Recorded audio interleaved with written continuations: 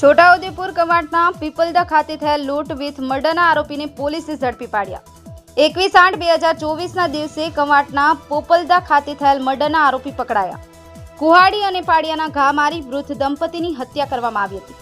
વૃદ્ધ મહિલાના પગ કાપી 600 ગ્રામના ચાંદીના કડા પણ લૂંટારાઓ લૂંટ કરી ફરાર થયા હતા। કવાંટ પોલીસે અને લોકલ ક્રાઇમ બ્રાન્ચ દ્વારા ગણતરીના દિવસોમાં આરોપીને ઝડપી પાડ્યા। મરના વૃદ્ધ દંપતી ગંજીભાઈ રામલાભાઈ રાઠવા, ચીમટીબેન ગંજીભાઈ રાઠવા। આરોપી વિકેશ રાઠવા અગાઉ ચોરી અને મારામારીના સંડોવાયેલા। પોલીસે આરોપી વિકેશ રાઠવા અને ગિંદા રાઠવાને ઝડપી પાડ્યા।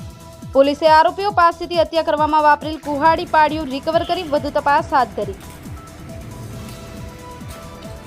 10 દિવસ પહેલા કવાંટ પોલીસ સ્ટેશનના પીપલદા ગામમાં એક ઘૃણાસ્પદ પ્રકારનું મર્ડર થયું હતું।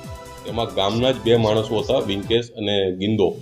એ બે માણસો આમાં મર્ડરની પાછળ હતા અને પગમાં જે માજીના પગમાં જે કડા હતા બેનના, તે કડાને લેવા માટે અને ફક્ત કડા એ વેચીને પૈસા ઊભા કરવા માટે એ લોકોએ એક કૃત્ય આચર્યું હતું।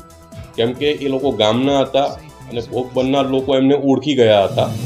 ભોગ બનનાર લોકો એમને ઓળખી જઈ અને એમને ગુનામાં પકડાવી ના દે તેના માટે એમણે આ કૃત્યને અંજામ આપ્યું હતું। એ લોકોને પકડીને જેલ હવાલે કરીને જેલ પરત મોકલી આપવામાં આવ્યા છે અને ન્યાયની કોર્ટમાં હવે એમની સામે આગળની કાર્યવાહી નામદાર કોર્ટ મારફતે કરવામાં આવશે।